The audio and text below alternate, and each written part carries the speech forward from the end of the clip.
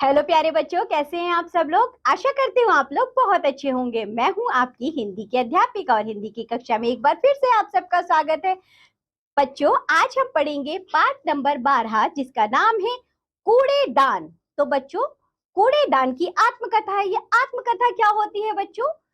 जो व्यक्ति जो चीज अपनी कहानी स्वयं से सुनाता है उसको हम आत्मकथा कहते हैं। जो ये कूड़ेदान है ना बच्चों, ये कहानी अपनी अपने आप से सुना रहा है। आइए इसकी कहानी को पढ़ते हैं, जरा देखें कि कूड़ेदान की आत्मकथा में क्या लिखा है।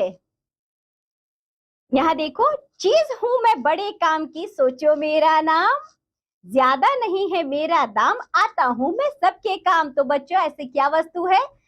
चीज तो वो बहुत काम की है, जरा सोचो तो उसका नाम, ज्यादा नहीं है दाम उसका, लेकिन आता सबके काम है। वह है बच्चों कूड़ेदान। आप सोच रहे हैं मैं कौन हूं? हाँ, मेरा नाम कूड़ेदान है। कूड़ेदान को कचरे का डिब्बा भी कहते हैं। आज मैं आपको एक बात बताता हूँ, पूरे संसार में एक मैं ही हूँ जो कहता हूँ और अपने शरीर पर लिखकर चलता हूँ, मेरा प्रयोग करो। कचरे को कूड़ेदान में फेंको। मैं हर घर में, स्कूल में, रास्ते में, दफ्तर में तथा सभी सार्वजनिक स्थलों पर अवश्य पाया जाता हूँ। जब से यह धरती बनी है तभी से मैं भी संसार में हूँ। पहले लोग पुरानी बाल्टी या किसी भी टूटी हुई चीज का प्रयोग कूड़ा डालने के लिए करते थे, पर अब समय बदलने के कारण मेरा रूप और आकार भी बदल गया है। अब मैं प्लास्टिक, टीन, गत्ते, लोहे व स्टील से बनाया जाने लगा हूँ। मैं कई रंगों में पाया जाता हूँ। मेरे कई आकार भी हैं। अब तो मेरे ढक्कन भी लगवा लिया है। सॉरी, अब तो मैंने ढक्कन भी लगवा लिया है। जब आवश्यकता हो ढक्कन खोलो और कूड़ा डालकर मुझे बंद कर दो। इससे गंदगी नहीं फैलती और सूक्ष्म जीवाणु जिनका घर ही कचरा होता है वह भी नहीं पनपते। जागो लोगो, मेरी कहानी सुनकर जागो। संसार में चीजें बदलती रहती हैं, मुझ में भी नित्य प्रति परिवर्तन हो रहा हूं। अब मैंने अपने जुड़वा भाई को भी काम करना सिखा दिया है। नीला कूड़ेदान मेरा जुड़वा भाई है और मैं हूं हरा कूड़ेदान। नगर में रहने वाले परिवारों को सूखा और गीला कूड़ा अलग अलग कूड़ेदान में रखना होगा। गीले कचरे के लिए मेरा रंग हरा होगा तो सूखे कूड़े के लिए नीले रंग का कूड़ेदान होगा। नगर को साफ सुथरा रखने के लिए यह नगर पालिका ने मेरे लिए अनूठी पहल की है।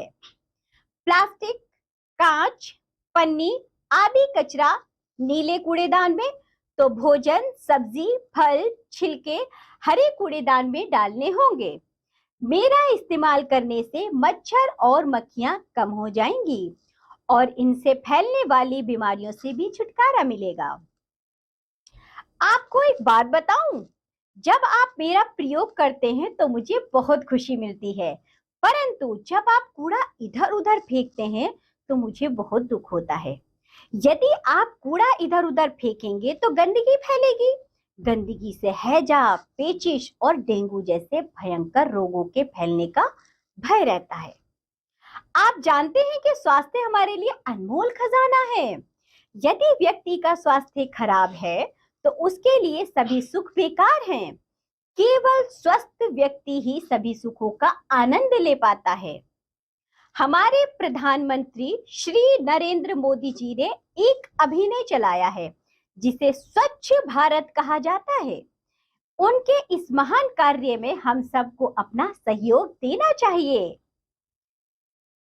घर या अपने आसपास संक्रमण फैलने से बचाने के लिए तथा गंदगी से निपटने के लिए आपको यह ध्यान रखना चाहिए कि कूड़े और गंदगी को आपको केवल मुझ में ही डालना है। हर दिन आपको मेरे अंदर इकट्ठा कचरे को नगर पालिका की कचरा पेटी में डालना है। इससे नगर पालिका के लोग कचरे को ठिकाना लगा सकते हैं। इसलिए आपको यह ध्यान रखना है कि आप कूड़ा करकट डालने के लिए अधिक से अधिक मेरा प्रयोग करें, अन्यथा नुकसान आपका ही होगा। तो ये थी बच्चों कूड़ेदान की आत्मकथा। कूड़ेदान हमें बता रहा है कि किस तरह मेरा यानी कि कूड़ेदान का प्रयोग करें और अपने आसपास के माहौल को साफ सुथरा रखें, अपने देश को स्वच्छ रखें और बच्चों कूड़े से होने वाली बीमारियों से भी बचे। तो इस कूड़ेदान की आत्मकथा से हमें यही सीख मिलती है कि साफ सफाई केवल एक व्यक्ति की जिम्मेदारी नहीं है, यह देश के हर नागरिक की जिम्मेदारी है।